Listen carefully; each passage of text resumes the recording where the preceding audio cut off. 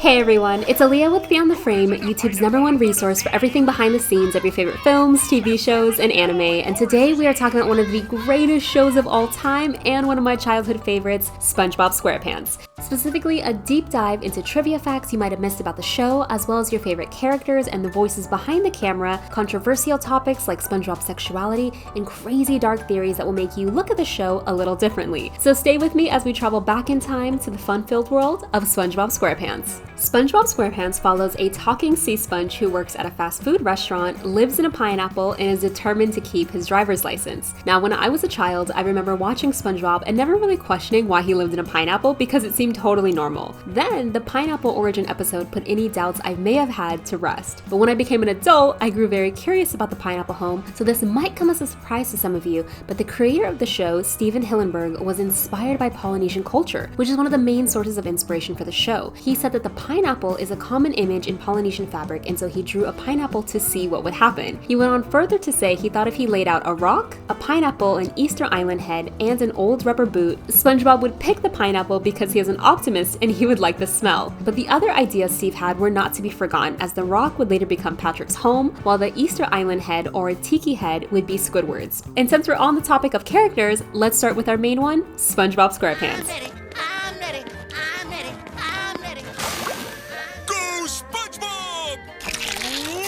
According to his driver's license, he was born on July 14th, 1986, with his first words being, "May I take your order?" When creating SpongeBob, the creator Steve said he took inspiration from Sir Charles Chaplin, Jerry Lewis, and Pee Wee Herman. And many of you probably know that Steve was a marine biology teacher with a deep fascination for the sea. When he was designing the show, he said he wanted a character who was innocent, so he focused on a sea sponge because he said it's a funny and strange animal. Originally, he thought about using a natural sponge, but decided an artificial square sponge would be more entertaining. He even went as far as to say SpongeBob is made of cellulose, but has parents who are natural sponges, so he got the square gene. During his time at the Ocean Institute in California, Steve created an educational book about sea life called The Intertidal Zone, and in the book, he created characters based on his two favorite animals, a sea sponge and a whale, which we would later see become SpongeBob and Pearl. But there was another important person who helped bring SpongeBob to life, the voice behind the character, Tom Kenny. In an interview, he said he loved the character's resilience. Tom told the interviewer that SpongeBob is a character who gets beaten down, he doesn't get the promotion nor his driver's license. People say he is naive, and there is some truth to that, but SpongeBob always gets back up. Tom said the key to SpongeBob is that he approaches the world with a smile and an assumption that the world is a good place, that people are good at their core. Tom even acknowledged that that's part of the reason he tries to live his life similar to SpongeBob, saying it's because SpongeBob rubbed off on him for the better. Fun fact, Tom gave us the secret for SpongeBob's signature laugh. Step 1, make a noise like a smoke detector low on batteries. And while you're doing that, you just move your hand up and down on your neck and rattle it around, you know? And if you do that laugh in front of someone, please leave a comment about the reaction. That would make my day. Oh, and speaking of Tom, you might not know this, but he is also the voice of the iconic narrator who's based on the famous oceanographer Jacques Cousteau. Then you probably recognize Tom as Patchy the Pirate. Not to mention the beloved snail of the show, Gary is also voiced by Tom. In an interview, he said he loves Gary as well as his personality. Plus, in the show, worms are portrayed as dogs while sea snails are portrayed as cats. Tom shared that people might think Gary is just meowing and making cat noises, but his sounds have a variety of meanings. Tom said when they record a meow, they consider what Gary could be thinking, as well as his attitude in the scene. Which brings me to the first dark fan theory in this video. It goes something like this. The main characters of the show are the 7 deadly sins. In this theory, it is said that Gary represents sloth due to his tendency to want to overeat, going as far as to eat a couch at one point. Mr. Krabs is greed due to his greed for money, which makes sense when you see his behavior in the show, as well as his boat, the SS Cheapskate. Plankton is envy due to being envious of Mr. Krabs' success,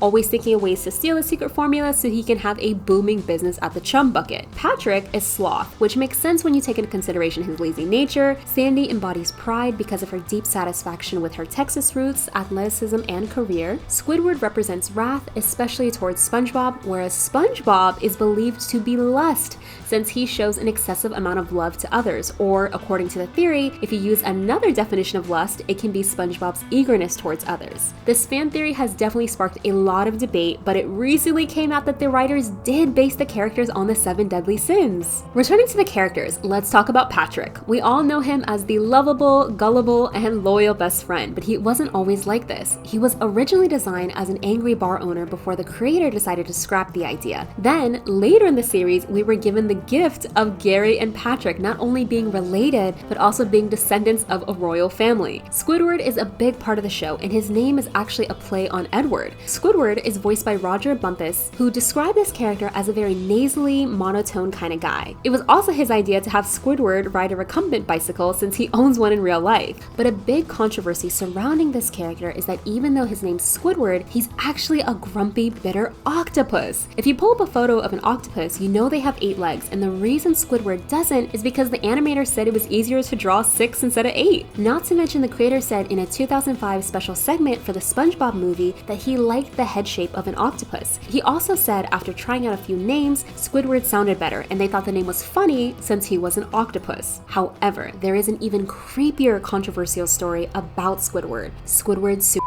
It's actually based on a creepypasta, a horror story that circulated the internet thanks to a young intern working at Nickelodeon at that time. He said that the final cut of the episode they were supposed to watch was fear of a Krabby Patty, but instead of seeing that, the title card said Squidward's The video starts with Squidward practicing his clarinet, but it quickly takes a dark turn with bloodshot eyes, eerie sounds, and disturbingly violent images of young children. The intern continues telling the story, saying an analysis on the file was done and it showed that the original footage had been mixed with new material, and the timestamp showed the change had happened 24 seconds prior to when the team started watching the video. However, the situation was never resolved. Then, in 2019, Nickelodeon released SpongeBob in Random Land, and in one scene you can see Squidward opening multiple doors. When he opens one showing his bedroom, we see Squidward with red eyes and dark shadows, which is a direct reference to the creepypasta story. There's also a second creepypasta story you can check out called Red Mist that is similar to the original story shared by the intern. There's one other Squidward fan theory I have to mention, and it's a little bit brighter in tone. This one is about how Squidward knew SpongeBob's parents when he was still wealthy, but after a bad clarinet performance that caused him to get kicked out of his social circle, he hit rock bottom. During this time, SpongeBob's parents reached out to him and gave him a small loan to help him get back on his feet, and in return, Squidward was asked to keep an eye on SpongeBob, further explaining why he has never left. Oh, and this is a very random fact about Squidward. He makes references to 11 minutes, and the reason he does this is because most of the episode arcs last about 11 minutes, splitting the episode into 2 parts. Now, making a small pivot, let's dive into the best friends turned rivals, Eugene Krabs and Sheldon Plankton. Some of you might already know this, but Plankton was originally only meant to appear in 1 episode, but Mr. Lawrence, the voice behind the character, was a writer on the show, and he really liked Plankton, so he continued writing him in the script. He even based Plankton's voice on one of his high school friends, describing the voice as a combination of Gregory Peck and Tony the Tiger. Also, the voice behind Karen, Plankton's wife, is known for improvising her dialogue with Plankton, as they both like to play off each other's words. Plus, the same voice actress, Jill Talley, is married to Tom Kenny in real life, a SpongeBob and Karen situation. Going back to Mr. Krabs, he was born on November 30th, 1942, and the Krusty Krab is modeled after a lobster trap. Which brings me to my first Mr. Krabs fan theory. There is a popular fan theory about how Mr. Krabs adopted Pearl after her parents were killed by whalers. One of the more unique explanations for why Mr. Krabs adopted her is because he had a friendship with Pearl's parents, and they told Mr. Krabs that if they ever died, he would be given full custody, which they also say explains his greedy nature so he can shower Pearl with everything she desires. But a darker version of the story is that Mr. Krabs found Pearl's mother's carcass and built the Krusty Krab around it, even going as far as to use the carcass as part of the secret formula. Mr. Krabs decided to take in Pearl so he can raise her and use her body for his patties. However, before anyone freaks out, writer and executive producer Vincent Waller confirmed in an interview in 2017 that the creator let it slip that there is no meat or animal products in a Krabby Patty. Stephen Hillenburg has let slip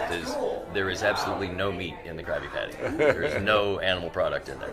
But that hasn't stopped other dark fan theories from thinking a Krabby Patty is made from crab meat thanks to the episode where Mr. Krabs says, "So that's what I taste like," after eating an old and dried out Krabby Patty. In the SpongeBob lore, the identity of Pearl's mother remains a mystery. The creator was dead set against revealing Pearl's mother, but according to Vincent in an interview, a plot outline for a special double-length episode was pitched for season 5 to reveal Pearl's origin story. However, it was eventually shelved due to Steve's disapproval. Diving Getting into another dark fan theory about Mr. Krabs, it's said that he sold his soul for supernatural powers. In the episode Money Talks, Mr. Krabs sells his soul to the Flying Dutchman so he can talk to money. The fan theory explains that Mr. Krabs already sold his soul 8 times and gained various powers like detection, super strength, and teleportation, in addition to his restaurant success over Plankton's. But an even darker and more popular fan theory about Mr. Krabs is the one about him being a drug dealer to all of Bikini Bottom. Some say SpongeBob uses shrooms while others argue it's speed. Patrick's laziness can be attributed to marijuana, whereas Squidward is hooked on heroin due to his mood. Mr. Krabs is not immune to drugs and uses his own supply of cocaine, resulting in his manic and paranoid behavior. I would love to know what you think about these theories and if there are more you've learned over the years. So let me know in the comments.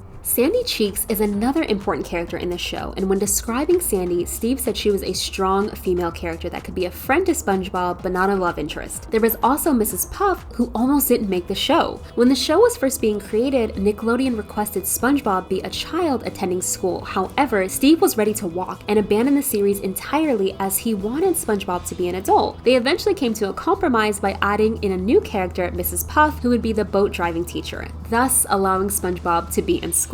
So now that we know the characters a little bit better, let's talk about some of the things that happened behind the show. Within a month of SpongeBob's premiere, it surpassed Pokemon as the highest rated Saturday morning children's series. According to a writer and storyboard artist on the show, he said that SpongeBob was written differently compared to other shows because they did not use written scripts. Instead, storylines were developed by a small team, which is then given to the storyboard directors who produce a complete rough draft. Many post-it notes were used, and the dialogue consisted mostly of jokes that were added on during this stage. Steve was known for getting rid of scripts for storyboards very early on. Another thing that sets SpongeBob apart from others is that voice recording sessions were done with the full cast of actors. Tom described this as one of the things that made SpongeBob feel so special. He said everybody's in the same room doing it old radio show style. It's how the stuff we like was recorded, which was important for the Sailor Mouth episode where SpongeBob and Patrick learned some naughty words. Krabs is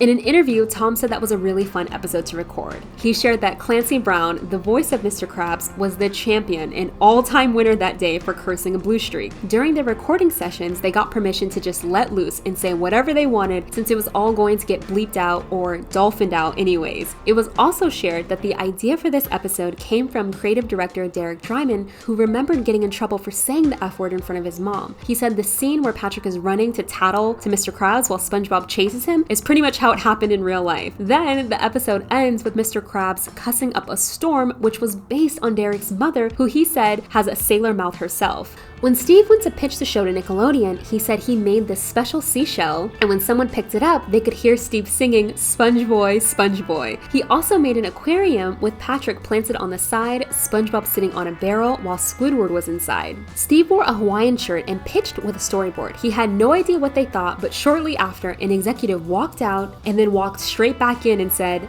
"Let's make this." In an interview, Steve admitted he had just come back from Tahiti, so he was very inspired by the Polynesian culture, and we see that again in the show with the sky flowers. The background series designer said the flowers function as clouds in a way, but he said since Bikini Bottom is underwater, they aren't really clouds. And many of you are probably aware of the dark fan theory about Bikini Bottom, or rather Bikini Atoll, a nuclear testing site that occurred in the 1940s and 50s with several atomic and hydrogen bomb tests conducted during that time. Due to the severe radiation, the fan theory says that the residents of Bikini Bottom mutated, which is why they now act like humans. And in a 2024 interview with the cast, we got confirmation that the atomic testing theory is actually true. That is absolutely It is true. true. It is true. I've been telling people it wasn't true. Yeah, no, that's absolutely true. That was part of the fun of it, was how far are we taking that concept? I mean, right at the beginning when we were sort of developing it in the first season, it was like, are we gonna play off of this apocalyptic thing, like the whole world is dead except for Bikini Bottom, and we're all mutations. Yeah.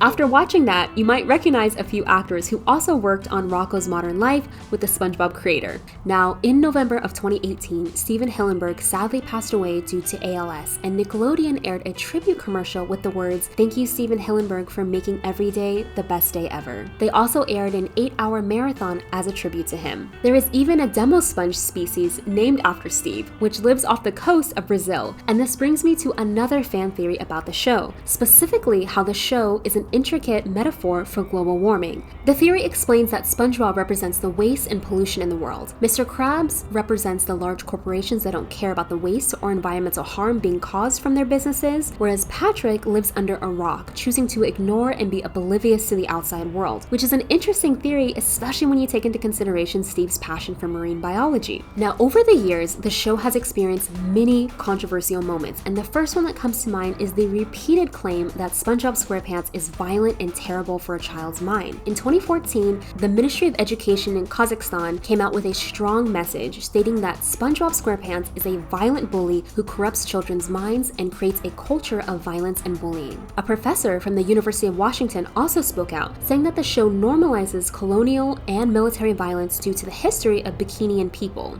In addition to saying the show erases the displacement of Bikini people from their ancestral lands, the University of Virginia also called out the show, suggesting that by allowing preschool-aged viewers to watch the show, this could cause short-term disruptions in mental function and attention span. A Nickelodeon executive came out and said this series was not intended for an audience that young, and they questioned the methods and validity of the results from this study. Burger King was also involved in some SpongeBob drama when they released a SpongeBob-themed ad which featured Sir Mix-a-Lot's Baby Got Back. An organization came out in protest saying the ad was sexist and inappropriately sexual, especially considering SpongeBob's young audience. Burger King released a statement saying the ad was meant for parents.